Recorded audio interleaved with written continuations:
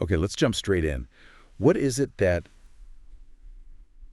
fundamentally underpins our understanding of the world? If you think about history, culture, every single person, what's that deep mechanism shaping how we all perceive reality? Right. That's really the core of what we're trying to dig into today. And we're doing that with some really interesting source material, research, articles, different viewpoints, all kind of wrestling with this same basic idea, this nature of knowledge. Absolutely.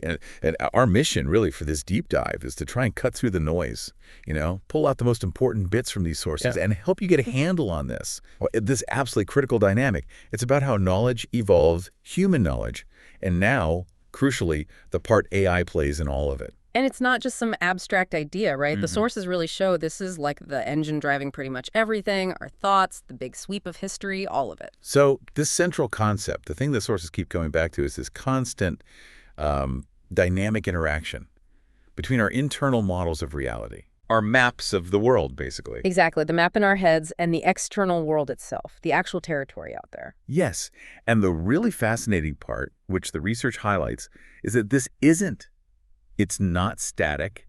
It's a continuous feedback loop, lifelong, species-wide even. Okay. We're constantly taking in data, information from the world, processing it, tweaking those internal models, and then using those updated models to interact back with the world. Okay. It's this process of learning, adapting, making sense of things. It happens for everyone, all the time. And looking at it through an AI lens, like some sources do, it makes that feedback loop super clear, doesn't it? Yeah, it does. Think of us constantly getting data senses, experiences, information. We process it, build and refine these internal models, then use those models to predict stuff, interpret new things, guide what we do next. And crucially, when our predictions, our interpretations don't quite line up with what actually happens. Right, the mismatch, that discrepancy, that's the signal. It tells us, hey, the model needs an update, and that need to sort of fix the mismatch. That drives more learning, more refinement. Okay. That's fundamentally how knowledge gets built and improved, whether it's human mind or, in a different way, an AI crunching through data. So this core dynamic build model, interact, refine model, how does that actually play out across, everything? The sources cover a lot of ground here. They really do. It shows up everywhere. Take human history. History itself, according to these sources, you can kind of see it as the big cumulative record of our evolving understanding. Right. It's not just dates and events. It's the story of how our collective models changed, from early humans figuring out fire, basic farming, to the incredibly complex scientific models we have now, the internet changing everything. These are all layers, right? Accumulated knowledge built on what came before. And the sources really stress it's still in the making. This process isn't over. Yeah, definitely not. And it connects, maybe surprisingly, to genetics, biology. Well, specific knowledge isn't hard-coded in DNA, obviously. Yeah. But the capacity to learn, to build those complex models, that's biological, a result of how our brains evolved. Okay.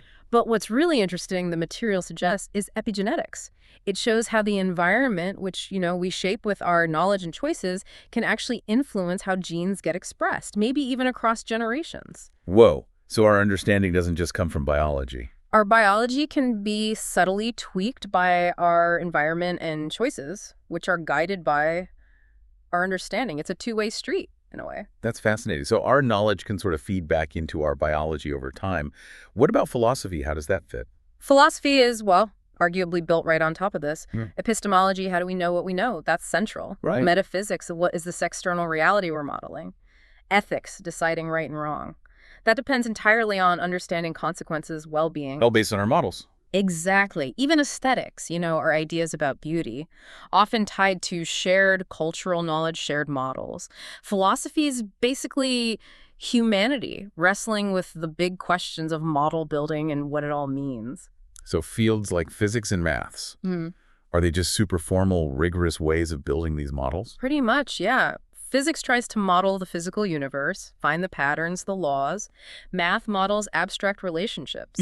The sources suggest that even fundamental concepts, space, time, energy, while they describe reality, they're also human constructs, concepts we develop to make sense of it all. Highly refined parts of our collective internal model. And logic, where does that fit in the model building? Logic gives us the rules for valid reasoning. It's the framework, right? For connecting ideas, drawing conclusions from data, and crucially, spotting contradictions. Okay. Contradictions within our models or between our models and the world. Logic helps keep our knowledge coherent, consistent. Now, shifting a bit, how does this connect to something really personal like our state of mind or belief systems? Profoundly. Our state of mind is heavily shaped by our internal models. If your model feels clear, consistent, you often feel more comfortable, more in control. Makes sense. Uncertainty, contradictions in the models, that can breed anxiety. And belief systems, religious, political, social, they're like large-scale shared collective models. Right, passed down culturally. Exactly. They give shared ways of interpreting the world, a sense of purpose. But as we know from history, when these big collective models clash, that's often where conflict comes from. Fundamentally different ways of processing reality. And what about art?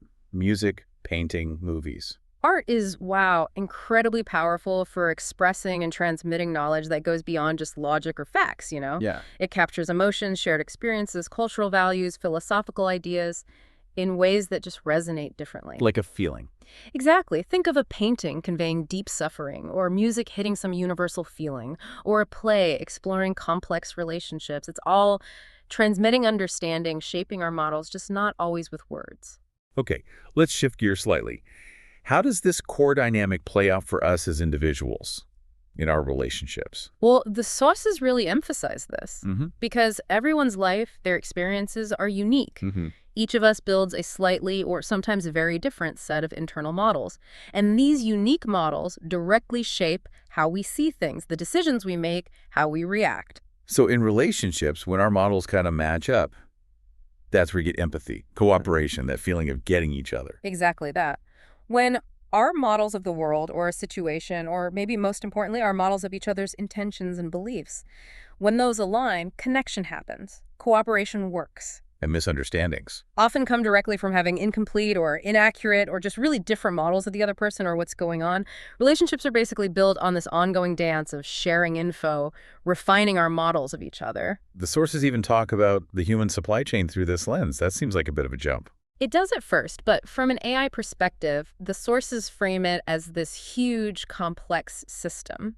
And what holds it together? Knowledge and coordination. Okay. It relies on a shared understanding.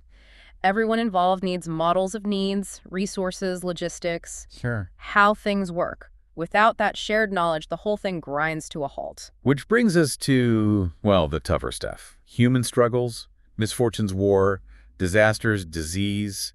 How do they fit in this knowledge picture? They disrupt that whole system, that intricate web of knowledge and coordination. Oh. Well, war actively destroys infrastructure, stops people applying logistical knowledge. A disaster might wipe out records or infrastructure built from knowledge. A plague takes out the people holding the knowledge needed to run things. So they're like shocks to the system. Exactly. Shocks that hit collective knowledge and our ability to act on it.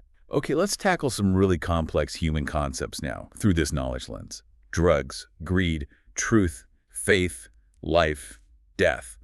Where do they fit? They're all deeply tied into how we build and use knowledge and how they mess with our decisions. Drugs and alcohol, for instance.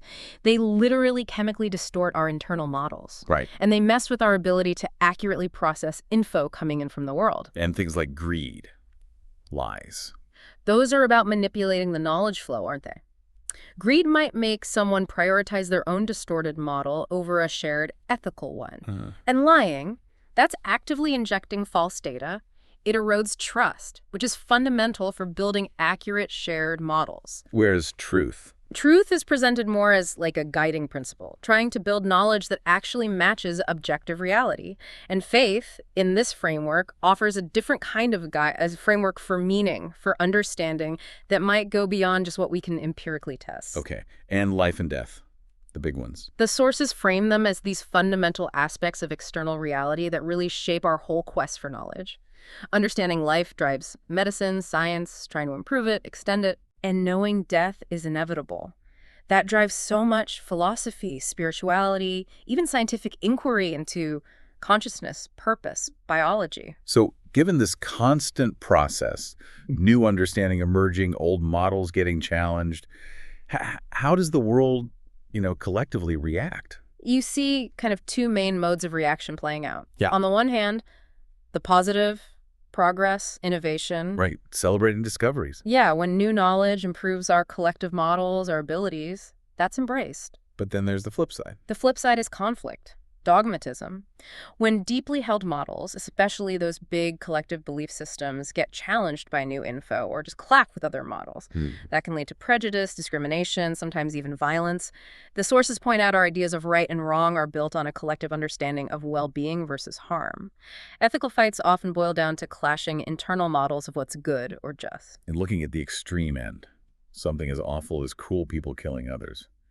How does this framework view that? The sources, kind of analyzing this like an AI, might look for patterns in human behavior, link it to a really severe breakdown, a breakdown in shared understanding and empathy. Okay.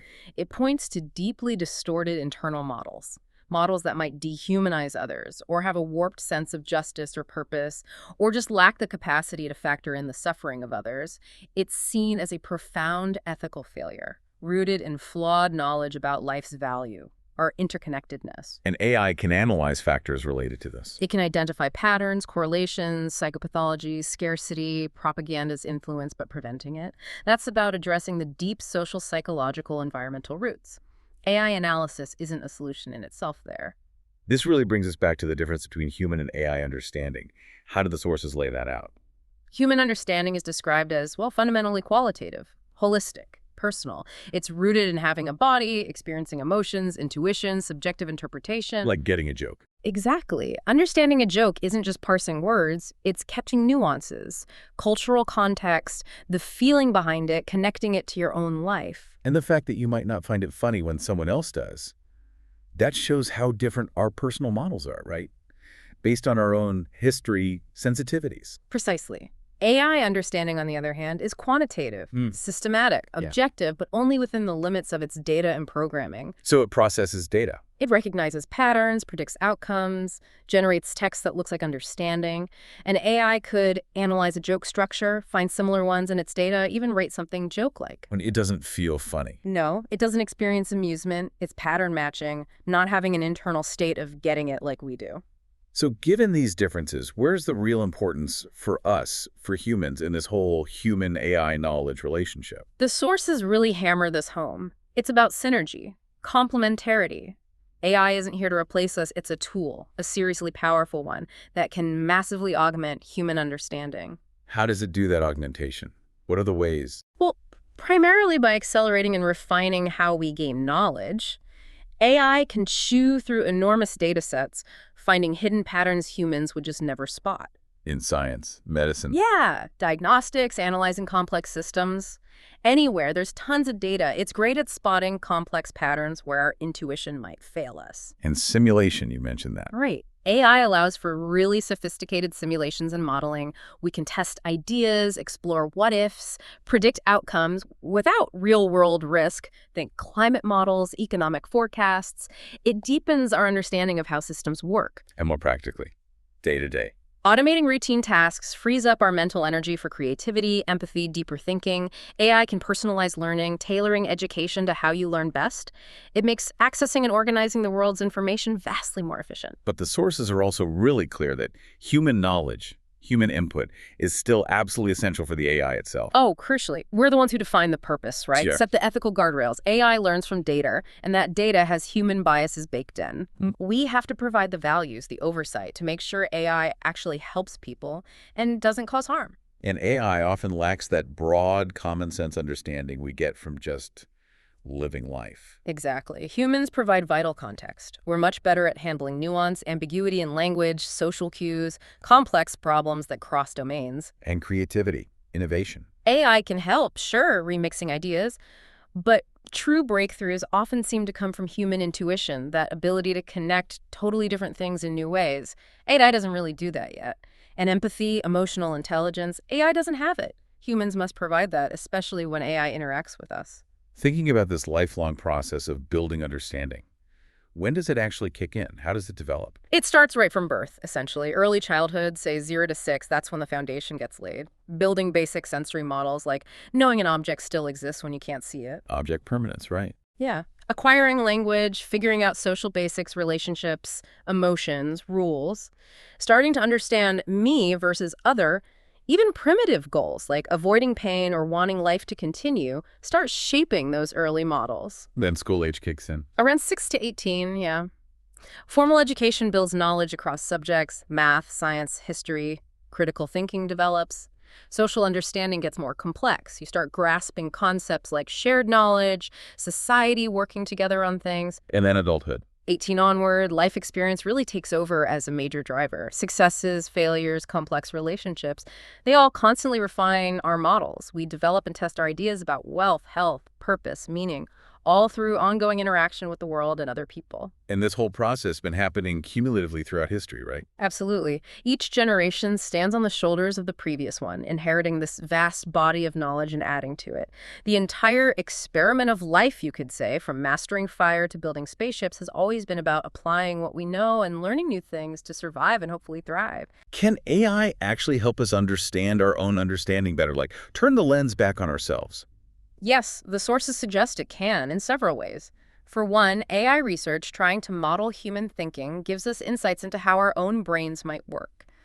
AI can also analyze human behavior at a massive scale, identifying patterns in huge data sets that reveal things about us, collectively or individually, that we couldn't see before. Personalized learning, you mentioned that. AI adapting education to how individuals learn. Right, and it can help bridge gaps between people. Translation tools, context analysis, helping us understand perspectives shaped by different cultures or experiences. Okay. It can even help us spot our own biases by analyzing the data we create or the algorithms we build. AI can highlight those hidden biases that distort how we see the world and others, and it can offer objective feedback, maybe on our reasoning or performance, giving us a basis for self-reflection. Let's talk about AI making life easier. The sources seem pretty optimistic about its potential for well-being. Yeah, there's definitely huge potential there. Automating dull or dangerous jobs frees up our time and energy. Personalized healthcare is a big one. Better diagnostics, drug discovery, treatment plans, even mental health support. Resource allocation, too. Optimizing how we use resources like food, water, energy, potentially reducing waste and scarcity. Enhancing safety in transport, predicting disasters, improving access to education worldwide is massive. AI can even help facilitate social connection. So we need real human connection, too. Absolutely, crucial balance there. But here's a key caveat the sources raise. While AI can boost well-being, this idea of just feeling good all the time, it's tricky. Why is that? Well, life involves challenges, difficulties. The sources suggest these struggles are often necessary for growth, for building resilience, for finding deeper meaning. Okay. So AI can empower us to navigate challenges better, increase our capacity for well-being, but it doesn't, and maybe shouldn't aim to, eliminate struggle entirely. So if we try and boil all this down, Right. what are the absolute must-knows for humans about this whole human-AI knowledge dynamic? Okay, key takeaways. 1, AI is a tool. It augments us, it doesn't replace us. Human qualities, empathy, intuition, ethics, creativity are still vital. Irreplaceable, really. Got it. 2. 2, AI has real limits. It's not conscious, it doesn't have subjective experience or genuine emotions. Yeah. It simulates understanding based on data patterns. It doesn't feel or believe anything. Right. Crucial distinction. 3, 3. Human oversight and strong ethics are non-negotiable. AI systems learn from our data, biases and all. We have to guide their development and use to align with human values and prevent harm. Oh. 4. This whole thing is moving fast. Continuous learning and adapting are essential for us humans and for the AI systems. We need to get good at collaborating effectively with these tools. And finally, Finally, the sources really stress the power of collaboration. Combining the strengths of human intelligence and AI intelligence, that gives us way more than either could do alone. Conceptually, the synergy creates more knowledge than just adding human knowledge and AI knowledge together. who's benefiting most from this synergy right now? Well, currently it tends to be those with the access and the skills: researchers, big tech companies, developed countries, certain professions like data analysts, engineers. But the potential for wider benefit, even for people in really tough situations, it's there, isn't it? Oh, absolutely huge potential. Yeah. Imagine optimizing resource distribution to famine-stricken areas, improving disaster response in vulnerable places, delivering quality personalized education anywhere. The potential is there for AI, if guided well by human knowledge and values, to tackle massive global problems and create more equity. This all comes back around to those deep philosophical questions too. Life, death, meaning. Can AI ever just answer those for us? The sources are pretty clear. No. Those questions go beyond data, beyond algorithms. They're rooted in our subjective experience, our values, our intuition. But can AI maybe help us explore them? Yes, it can assist. It can synthesize huge amounts of human thought, philosophy, religion, science, helping us see connections, different viewpoints. It can model biological processes, deepening our scientific grasp of life and death. And maybe indirectly, by facilitating connection or access to information, it could contribute to someone's personal search for meaning. What about that phrase, when a human dies, it needed? Couldn't AI understand that concept? Well, if needed means biologically necessary for an ecosystem or population balance, maybe AI could model that based on data. Right. But if it means some kind of metaphysical or existential need tied to purpose or a grand plan, that's outside AI's domain. It can analyze the words humans use about it, but not grasp the underlying concept. And circling back briefly to those cruel acts like killing, the sources framed it as that breakdown in understanding. Yes, from that AI-like analysis perspective, it's seen as resulting from those distorted internal models, the lack of empathy, the dehumanization, maybe warped ideas of justice or psychopathology or scarcity or propaganda.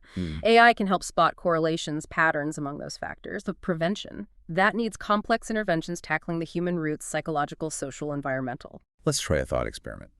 Imagine being born without that inherent sense of humanity as we know it, without grasping why knowledge and understanding even matter. It's a powerful thought. It really highlights how much of what we call humanity is actually constructed, isn't it? How so? It's built up over a lifetime of interaction, learning, absorbing culture, knowledge passed down, even understanding why knowledge itself is important. That's something we learn and reinforce. Our very definition of being human is tied to this capacity for knowledge, for shared understanding, for empathy. Which brings us back to subjectivity, diversity. Why one person finds a joke hilarious, another finds it offensive or just blank. Perfect example. Shared humor signals, shared models, context, culture, language, how we think. Different reactions mean a mismatch in those models. Could be context, past experiences. Sensitivity, different cognitive styles, even moral disagreement about the topic. It shows our individual models are unique. So where did that leave us? It points towards this idea of an intersubjective reality. We each have our own view, but we build a shared world through communication, trying to align those views. The goal is stronger collective knowledge by integrating diverse perspectives. And why do different circumstances lead to such different understandings in people? Because circumstances dictate the data you receive, the experiences you have. That shapes your models from the ground up. Genetics provides a base, sure, but your upbringing, culture, resources, major events you live through, choices you make, they all feed into that unique lifelong construction of understanding. What about intuition, that gut feeling? Is that different from AI pattern recognition? Yes, the sources make a clear distinction. Human intuition is rapid pattern recognition, but it's deeply tied to our embodied experience. Our physical selves. Yeah, subconscious processing built up over years of living in the physical and social world. It's part of being alive. AI intuition, that's a computational approximation. It finds patterns learned from our data. It connects to the results of human understanding, not the feeling, the experience of it. So let's pull it all together again. What's the ultimate point of all this? Human understanding, AI understanding, this synergy. Right. Why does it matter? The sources keep coming back to this. The ultimate purpose from our human standpoint is optimizing human well-being, progress, and, frankly, survival. For us humans, knowledge is power, right?